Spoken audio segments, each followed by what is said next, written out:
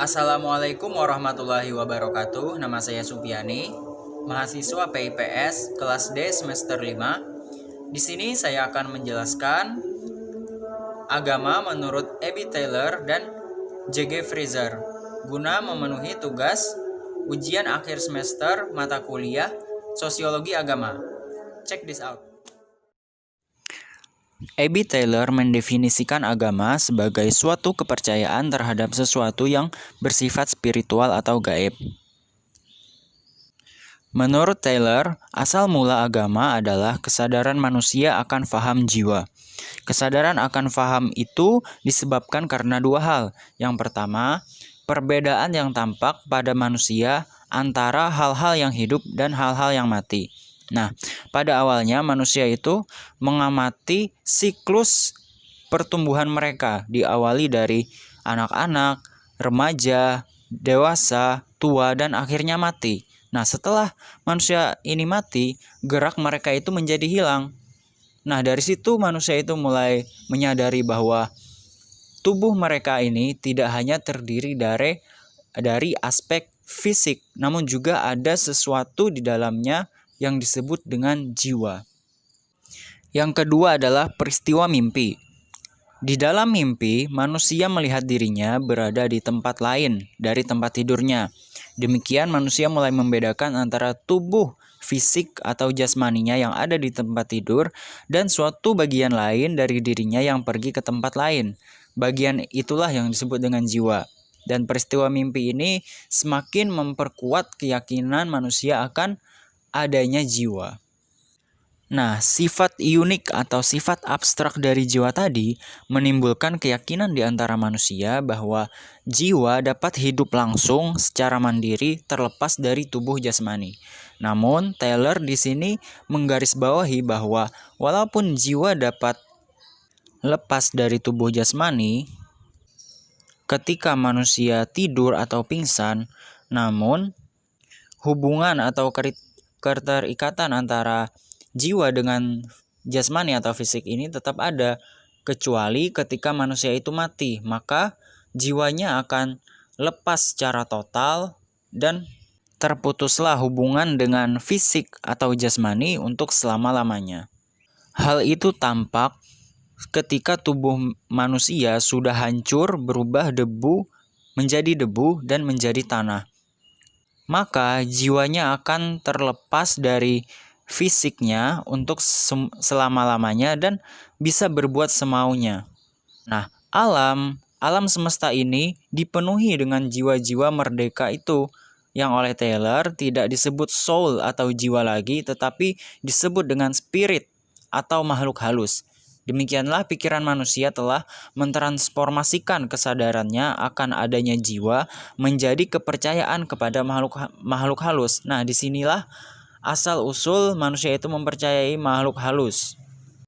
Nah, kepercayaan manusia akan adanya jiwa yang kemudian berkembang menjadi kepercayaan kepada makhluk halus, kemudian memunculkan teori kedua dari Abby Taylor, yaitu teori evolusi agama atau evolusi religi. Menurut Taylor, pada tingkat tertua dalam evolusi religinya, manusia percaya kepada makhluk-makhluk halus yang telah menempati alam sekeliling tempat tinggal mereka. Para makhluk halus ini dianggap mampu berbuat sesuatu hal yang tidak dapat diperbuat oleh manusia.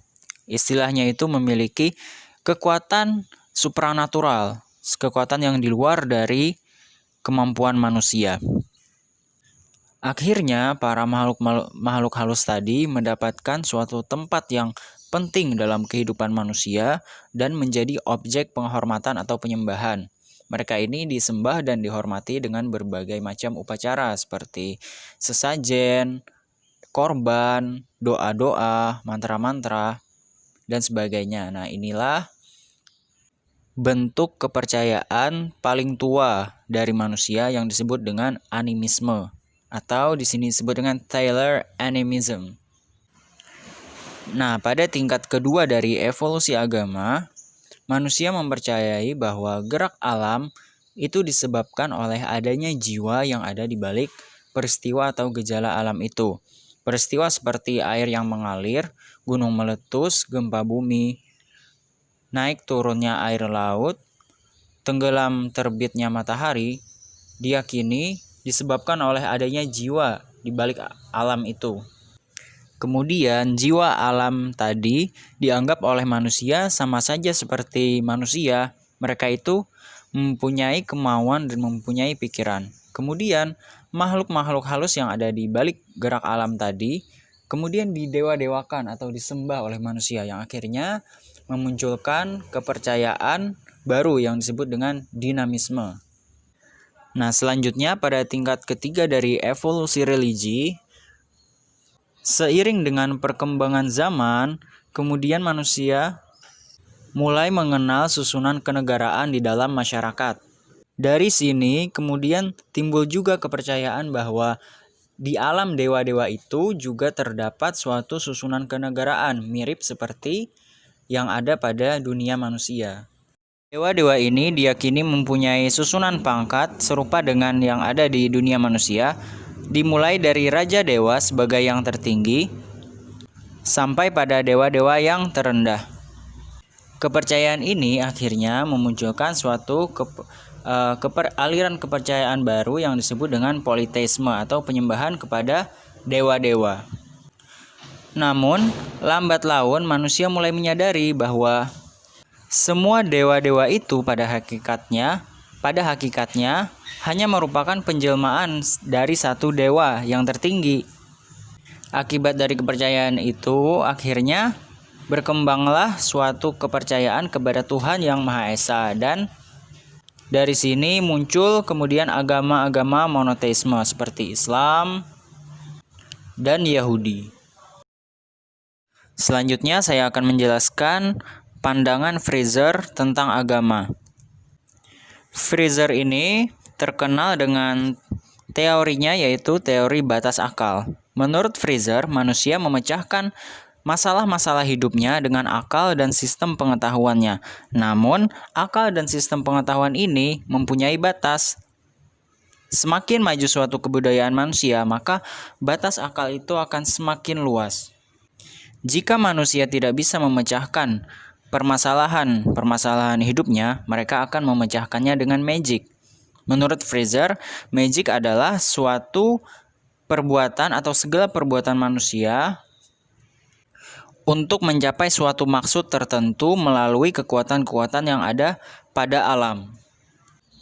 Kata Fraser, pada awalnya manusia hanya menggunakan magic atau istilah lainnya adalah ilmu gaib untuk memecahkan permasalahan hidup yang ada di luar kemampuan dan pengetahuannya.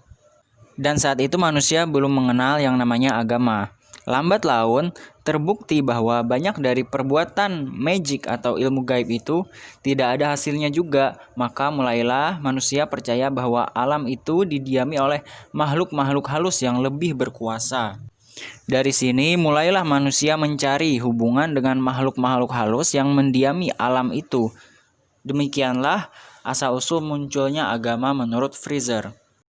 Di sini Fraser menggarisbawahi bahwa antara magic dan religion adalah dua hal yang berbeda. Magic adalah segala sistem perbuatan dan sikap manusia untuk mencapai suatu maksud dengan menguasai dan mempergunakan hukum atau kekuatan gaib yang ada di alam. Sebaliknya, religion adalah segala sistem perbuatan manusia untuk mencapai suatu maksud dengan cara menyandarkan diri kepada kemauan dan kekuasaan makhluk-makhluk halus seperti dewa, roh, dan sebagainya. Jadi, kalau di magic itu posisinya manusia yang menguasai kekuatan gaib atau hukum gaib. Nah, di religion manusia posisinya berserah diri atau dalam istilah Islam bertawakal kepada ruh, dewa, dan makhluk-makhluk halus tersebut. Selanjutnya saya akan menjelaskan perbedaan Islam di Indonesia dan Maroko menurut Clifford Geertz. Sebelum kita masuk ke pembahasan, ada baiknya terlebih dahulu kita mengetahui riwayat hidup dan perjalanan karir Clifford Geertz. Beliau dilahirkan di San Francisco, California pada tahun 1929.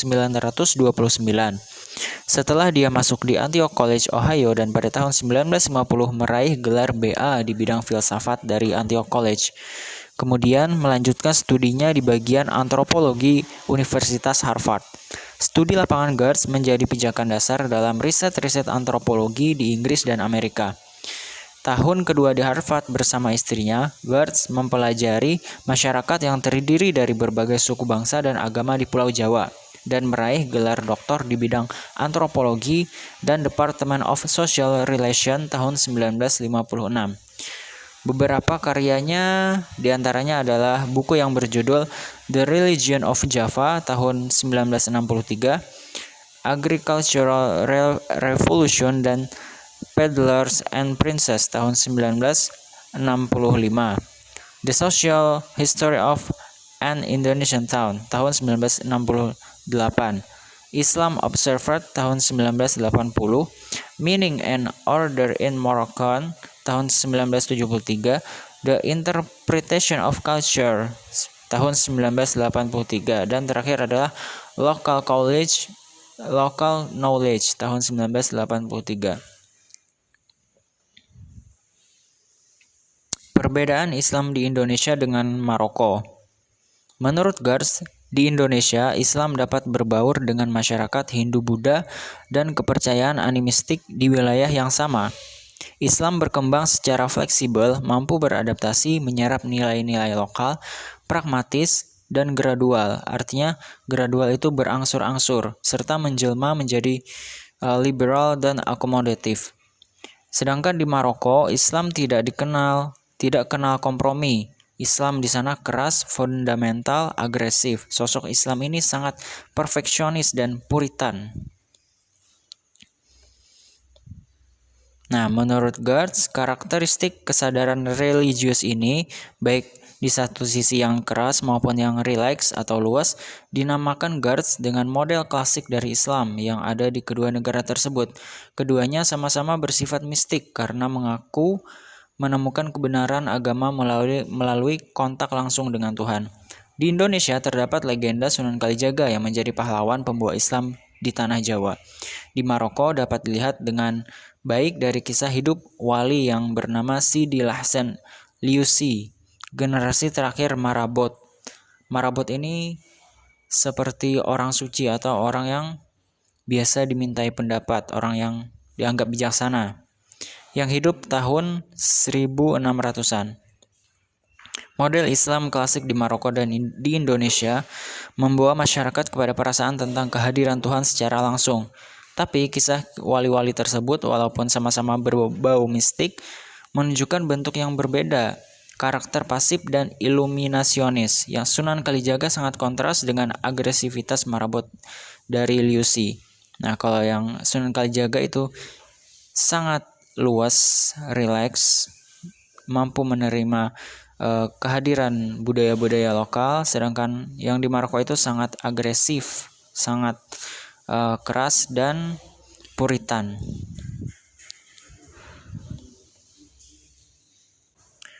Perbedaan lainnya dari Islam Maroko dengan Indonesia adalah Muslim Maroko menganggap pertemuan dengan Tuhan adalah segala-galanya. Muslim Indonesia menganggap berbagai macam pengalaman keagamaan sama berharga dan sama kuatnya dengan pengalaman bertemu dengan Tuhan. Perbedaan selanjutnya, pengalaman sehari-hari seperti di pasar, rekreasi, atau politik dianggap tidak religius di Maroko. Sedangkan di Indonesia, wilayah religiusitas lebih luas ketimbang masyarakat Maroko. Jadi Muslim Indonesia itu lebih fleksibel dan luas ya. Ibadah itu tidak hanya dalam bentuk doa atau sholat, namun kita bekerja kalau diniatkan untuk ibadah, untuk menafkahi keluarga, itu juga termasuk bagian dari religiusitas, bagian dari agama. Itu yang tidak ada di Muslim Maroko, karena di Muslim Maroko segala hal-hal yang dianggap duniawi itu jauh dari kesan religius. Sekian presentasi saya tentang pandangan agama menurut Abby Taylor dan J.G. Fraser, serta perbedaan Islam Indonesia dengan Maroko menurut Clifford Geertz. Kurang lebihnya saya mohon maaf. Wassalamualaikum warahmatullahi wabarakatuh.